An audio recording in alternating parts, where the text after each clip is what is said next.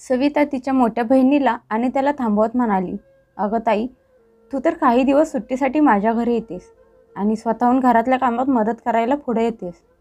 ताई, अजून तुझी घरातली कामं करायची सवय गेली नाही वाटतं. अगं, आता तरी आराम कर. आयुष्यभर घरातली कामं तू केलीसच की. आता तर आराम करायचे दिवस आहेत.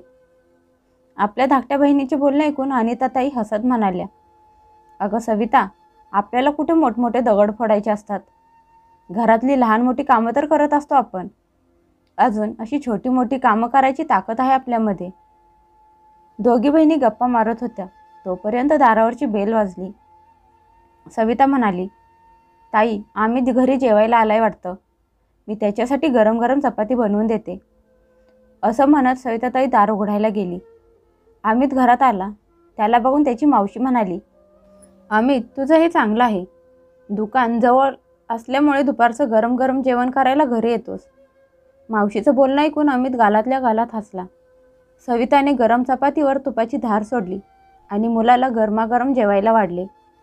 त्याला जेवण वाढून अनिता म्हणाली, अगं ताई, आपल्या मुलांना हे गरम जेवण त्यांच्या आईच्या हातचेच खायला मिळत आहे. मी विचार करते की ही मुलं दिवसभर बाहेर पैसे कमवायला काम करत असतात. मग त्यांना कमीत कमी जेवण तरी गरमागरम मिळायला पाहिजे ना. नाहीतर सुनेच्या भरोशावर सोडलं ना तर बायकोच्या हातचं थंडगार जेवण खायला लागते बिचाऱ्याला. बघितले ना, कधीपासून मुलाला झोपवायला गेले आहे खोलीत, अजून बाहेर आलीच नाही. कधी पण आम्ही दुकानातून घरी जेवायला परत येतो, ही बघावं तेव्हा बाळाला घेऊन बसलेली असते. अगं ताई, आपण पण मुलांना सांभाळले आहे. घरातली सगळी कामं पण केली आहेत आणि त्यातून वेळ काढून नवऱ्याला गरम गरम जेवायला पण करून देत होतो. पण या आजकालच्या मुलींना तर काहीच काम येत नाही. सकाळी नाश्त्यासोबतच दुपारचं जेवण पण बनवून ठेवतात आणि विचारलं की बोलतात की नंतर बाळ काहीच करून देत नाही. मग माझा मुलगा थंड झालेलं जेवण का म्हणून खाईल? जोपर्यंत त्याची आई जिवंत आहे तोपर्यंत तरी तो हे जेवण खाईल, असं म्हणत ती त्याच्या मुलाला गरम चपाती घ्यायला आग्रह करू लागली. अनिताताई काही बोलणार तोपर्यंत सविताची सून मोनिका खोलीतून बाळाला झोपून बाहेर आली. सासूला चपाती बनवत असताना बघून म्हणाली, सासूबाई, तुम्ही बाजूला व्हा, मी चपाती बनवते. तिचं बोलणं ऐकून तिची सासू थोड्या कडक आवाजात म्हणाली, अगं राहू दे, तू फक्त तुझ्या बाळाला नीट बघ. माझ्या मुलाच्या जेवणाचं माझं मी बघते. तुला तुझं बाळ नीट सांभाळायला आले हेच खूप आहे माझ्यासाठी. सासूचं बोलणं ऐकून मोनिकाचा चेहरा उतरला. ते बघून अनिता मावशी मोनिकाला खूप प्रेमाने म्हणाली, अगं मोनिका, तू तर सकाळी नाश्ता पण नीट केला नव्हता. तुझं बाळ खूप रडत होतं. त्याला दूध पाजायला लागते, त्यामुळे तू पोटभर जेवत जा, म्हणजे बाळाचे पोट भरत जाईल. स्वतःकडे बघितले आहेस का, किती कमजोर झाली आहेस तू. आता बाळ झोपलं आहे तर तू पण आरामात बसून जेवण कर, कारण तुझं बाळ दुसरं कुणाकडे येत पण नाही, तुझ्याकडेच असते. लवकर जेवण करून घे. मोनिकाला पण खरंच खूप भूक लागली होती. नवऱ्याच्या ताटात मावशीने आणलेल्या तुपाची धार सोडलेली गरम गरम चपाती बघून त्या वासाने तिला अजूनच जोरात भूक लागली होती. मोनिका पटकन किचनमध्ये गेली. तिच्या सासूने मुलाला हव्या होत्या तेवढ्याच चपात्या बनवल्या होत्या आणि उरलेलं पीठ फ्रीजमध्ये उचलून ठेवलं होतं. सुनेला म्हणाली, तू सकाळी नाश्त्यासाठी बनवलेली चपाती खाल्ली नव्हतीस, तीच आत्ता खाऊन घे. त्या उरलेल्या चपात्या कोण खाणार आहे? जेवण वाया घालवायचं नाही आहे. मोनिकाच्या मनात तर गरम गरम चपाती खायची होती, पण सासूचं बोलणं ऐकून ताटात सकाळी बनवलेल्या 2 चपात्या आणि वाटीत भाजी घेऊन ती पण हॉलमध्ये जेवायला येऊन बसली. हॉलमध्ये तिच्या सासूची मोठी बहीण अनिता पण बसली होती. मोनिकाच्या ताटात सकाळच्या थंड चपात्या बघून त्यांनी एकदा त्यांच्या धाकट्या बहिणीकडे सविताकडे बघितलं आणि मनातल्या मनात म्हणाल्या, ही माझी धाकटी बहीण कधीच सुधारणार नाही. अनिताताई उठल्या आणि मोनिकाला म्हणाल्या, मोनिका, तू जेवायला सुरुवात करू नकोस. जरा थांब, मी तुझ्यासाठी गरम गरम चपाती करून घेऊन येते. असं म्हणत त्या किचनमध्ये गेल्या आणि गरम गरम चपाती बनवून त्याच्यावर खूप सारे तूप लावून बाहेर हॉलमध्ये मोनिकाच्या ताटात ठेवत म्हणाल्या, सुनबाई, व्यवस्थित बसून जेवण नीट कर. मोनिका म्हणाली, अहो मावशी, तुम्ही कशाला त्रास करून घेत आहात? मी सकाळच्या चपात्या खातच होते ना. अनिताताई त्यांच्या बहिणीला सविताला टोचत म्हणाल्या, अगं सुनबाई, तू शांतपणे जेवण करून घे. अगं, तुझं बाळ अजून अंगावरचं दूध पित आहे. तू पोटभर जेवलीस तर त्याला भरपूर दूध मिळेल. अगं, घरची अन्नपूर्णा असलेली लक्ष्मी जर सकाळचं थंड जेवण खात असेल तर मग आलीच घरात बरकत. अगं सविता, तुझ्या मनातले हे छोटे विचार कधी जाणार आहेत काय माहीत. अगं, तुला दिसत नाही का, ती एका लहान बाळाची आई आहे. या दिवसात बाईचे शरीर अगोदरच कमजोर असतं आणि तुझ्यासारख्या बायका त्यांच्याशी असं वागून त्यांना शारीरिक आणि मानसिक रूपाने अजूनच कमजोर बनवतात. अगं, मुलांना आपण पण अडवले आहे. ते दिवस आठव, कशी सारखी सारखी भूक लागत असायची तुला. आम्ही अंगावर पीत होता तेव्हा. अगं, तू तर बाळंतीण झाल्यावर माहेरहून सासरी जायला तयारच होत नव्हतीस. कशी छोट्या छोट्या गोष्टीसाठी आईवर हुकूम सोडत होतीस. कधी मला हे गरम गरम खायला करून दे तर कधी ते खायला करून दे. अमितला मी आणि आईने सांभाळलं आहे. तू तर दिवसभर नुसती झोपून असायचीस आणि म्हणायचीस मला कुठलेच काम करायची इच्छा नाही. जेव्हा अमित 9 महिन्यांचा झाला, बसायला लागला, तेव्हा कुठे तू सासरी परत आली होतीस. सासरे आल्यावर तू तुझ्या सासूला काय म्हणाली होतीस आठव जरा. तू म्हणाली होतीस की एक तर मी बाळाला सांभाळेन किंवा घरातली कामं करीन. सगळी कामं मला एकटीला होणार नाहीत. तुझं नशीब चांगलं होतं की तुझी सासू आणि नवरा दोघेही चांगले होते, जे तुझं सगळं बोलणं मान्य करत होते. आणि आता तू स्वतः सासू बनलीस तर दाखवलास ना तू तुझा सासूपणा. स्वतःच्या मुलाला पण मुठीत ठेवलं आहेस.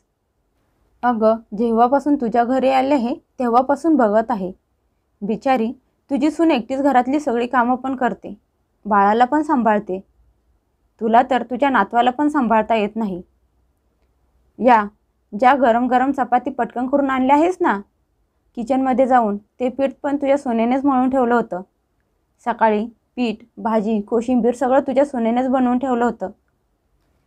सकाळी घरातली सगळी कामं आवरून बाळाला झोपवायला काय गेली खोलीत, तुला तर तिची फक्त झोपच दिसली.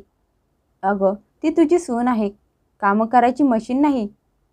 एवढं काम करत आहे बिचारी आणि तू तिला सकाळच्या चपात्या खायला दिल्यास. तुझ्या मुलाला दिल्या तशा गरम गरम चपात्या करून दिल्यास तर काय बिघडणार आहे तुझं. सकाळच्या उरलेल्या चपात्या जनावरांना खायला दिल्यास तर तुझ्या घरातले अन्न संपणार नाही.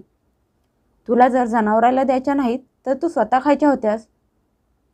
आज अनिताताई गप्प बसायचं नावच घेत नव्हत्या. त्या त्यांच्या धाकट्या बहिणीची सविताची चांगली शाळा घेत होत्या. अनिताताई म्हणाल्या, सविता, तू जे बोलत आहेस की तुझी सून बाळाला घेऊन माहेरी जायचं म्हणत आहे, मग तू तिला तिच्या माहेरी का पाठवून देत नाहीस. ती माहेरी जाण्यासाठी बरोबरच बोलत आहे. तू तर बोलत आहेस ना की सूनबाई काहीच कामाची नाही, घरात काहीच काम करत नाही, सगळी कामं तर तू स्वतःच करतेस. मग तू तिला माहेरी तिच्या आईजवळ का जाऊन देत नाहीस. माहेरी गेल्यावर बाळाची पण नीट काळजी घेतली जाईल आणि तुझ्या सुनेला तिच्या आईच्या हातचं गरम गरम जेवण पण खायला मिळेल.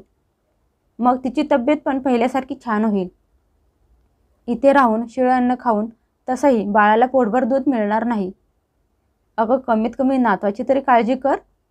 नातू तर तुझा आपला आहे ना, सून तर परक्या घरातून आलेली आहे. सविता, तू मला प्रत्येक वेळी बोलत असतेस की ताई, तुझी सून तर सारखीच तुझी प्रशंसा का करत असते. सारखी तुला का चिटकून बसलेली असते, सारखी आई आई का करत असते आणि माहेरी जायचा अजिबात हट्ट का करत नाही. तर मग ऐक सविता, मी माझ्या सुनेला माझ्या मुलीसारखी ठेवली आहे. माझ्याकडून जेवढं होईल तेवढी मी तिला घरकामात मदत करते. ती मला गरम गरम चहा करून देते, माझ्या खाण्यापिण्याची काळजी घेते. मग मी पण तिला जे खायला आवडते ते बनवून देते. ती मला गरम जेवायला वाढते तर मग मी तिला तिच्या नवऱ्यासोबत गरम गरम जेवायला बसवते. घरातली कामं करून जेव्हा थकलेली सुनेला असं गरम गरम वाढलेलं ताट जेव्हा समोर येतं तेव्हा तिला तिच्या आईची कमी कधीच वाटत नाही. ती आपल्यालाच तिच्या आईची जागा देते आणि सासरमध्येच तिला तिच्या माहेरची आपली माणसं मिळतात. तसेच सासूमध्ये तिला तिची आई भेटते. फक्त एवढीच छोटीशी तर गोष्ट आहे सासू आणि सुनेच्या नात्याला समजून घ्यायची, ज्यामध्ये तू नापास झालीस. आता कळाले का तुला सविता की तुझी सून सारखी माहेरची आठवण का काढत असते. अगं, कालच मी तिला एकटीला बसून आईच्या आठवणीत रडताना बघितलं आहे. जर तू तिला प्रेम दिलं असतेस, तिच्या आईसारखी काळजी घेतली असतीस तर आज तिला तिच्या आईची आठवण आली नसती. एकदा सुनेच्या डोक्यावर प्रेमाने हात फिरवून तिला ही जाणीव करून दे की तिच्या प्रत्येक सुखदुःखात तिची ही आई तिच्यासोबत आहे. मग बघ ती तुझ्यावर किती प्रेम करेल. अगं कमीत कमी बाळ लहान असताना आपण सुनेला चांगली सांभाळली, तिची काळजी घेतली तर आपली तिच्या मनातली जागा कमी होणार नाही, उलट ती दुप्पट वाढेल. अगं बाळाची जबाबदारी सगळ्यात मोठी जबाबदारी असते, विसरलीस का तू? बाळाला सांभाळताना आईचं सगळं शरीर कमजोर होतं. अशा वेळेस तिला असं वाटतं की कुणीतरी तिला ते वाढून आणून जेवायला द्यावं. ते मिळालं की ते आनंदाने खाते आणि नाही मिळालं तर मनात नसताना सुद्धा जे बनवलेलं आहे तेच खाते, कारण बाळाला सांभाळून ती खूप थकून गेलेली असते. इकडे मोनिका गरम गरम जेवणाचा आनंद घेऊन खात होती. तिला असं आनंदात जेवत असताना अनिताताई त्यांच्या धाकट्या बहिणीला म्हणाल्या, बघितलं का सविता, तुझी सून किती आनंदात जेवण करत आहे. अगं जेव्हा आपण जेवणाच्या ताटात आपले प्रेम वाढून देतो ना, तेव्हा ते खाऊन आपली माणसं तृप्त होऊन जातात. पण काही लोक सुनेला कधीच आपलं मानत नाहीत. सगळी कामं तर त्या बिचाऱ्या सुना करत असतात. जर त्यांना पण प्रेमाने गरम जेवायला ताट करून वाढले तर आपला मान कमी होणार नाही. त्या पण आपल्याला गरम जेवण करून वाढत असतात. तोपर्यंत मोनिकाचा आवाज आला, मावशी तुपासोबत चपाती खूप छान लागत आहे. आज खूप दिवसांनी असं गरम जेवायला मिळालं आहे आणि ते पण तुम्ही आणलेल्या घरच्या तुपासोबत. खरंच मावशी, अजून गरम चपाती खायची इच्छा होत आहे. मोनिकाचं बोलणं ऐकून अनिताताई म्हणाल्या, हो मोनिका, का नाही, अजून गरम चपाती बनवून आणते तुझ्यासाठी. असं म्हणत अनिताताई किचनमध्ये जायला निघाल्या. तेवढ्यात सविताने त्यांचा हात पकडला आणि म्हणाली, अगं ताई थांब, एवढ्या दिवसांनी तर माझी अक्कल जागेवर आली आहे. थोडासा मनाला आनंद मिळणारे काम मला पण करू दे. सुनबाईसाठी गरम गरम चपाती मी बनवणार आहे. मी आज पहिल्यांदा तिच्या चेहऱ्यावर एवढा आनंद बघितला आहे ताई. आपल्या बहिणीचे बोलणे ऐकून अनिताताई खुश झाल्या आणि म्हणाल्या, चला उशिरा का होईना तुला अक्कल आली, तुला तुझी चूक समजली. आता तू बघ सविता, तुझी सून एकटी बसून कधीच रडणार नाही, ती तुझ्यात तिची आई बघेल. अनिताताई मोनिकाच्या डोक्यावर हात फिरवत म्हणाल्या, जर तुम्ही सुना आमची एवढी काळजी घेता तर मग थोडीशी काळजी आम्ही पण घेऊ शकतो ना तुमची. आज मोनिका खूप आनंदात होती. आज तिने पोटभर जेवण केलं होतं. जर आम्ही आमच्या मुलांसाठी प्रेमाने गरम जेवण करून वाढवू शकतो तर कधी कधी सुनेला पण प्रेमाने गरम जेवणाचे ताट वाढले तर त्यात चुकीचं काहीच नाही. सून तर रोज सगळ्यांच्या आवडीच्या निवडी जपत असते, सगळ्यांना गरम जेवायला वाढते. मग त्या बिचारीच्या वाट्याला शिळे किंवा थंड अन्न का असते. आपल्या सुनेला स्वतःच्या मुलीसारखे प्रेम आणि मान द्या. मग बघा ती तिच्या माहेरची आठवण काढेल, ती पण आनंदात. तिच्या डोळ्यात कधीच या गोष्टीने पाणी येणार नाही की माझ्या आईसारखीच माझी सासू असती तर. तिच्या वाटणीला पण सासूचे प्रेम आले असते. लहान बाळाच्या आईची जास्त काळजी घ्या, कारण त्या काळात त्यांना कधी आरामाची आणि कधी आपल्या प्रेमाची, आपुलकीची, आपल्या माणसांची खूप गरज असते. अशा वेळेस त्यांना कधी कुठल्याही प्रकारचा त्रास होणार नाही याची काळजी घ्या. अशा वेळेस एका सासूला तिची आई होऊन तिची साथ देण्याची गरज असते.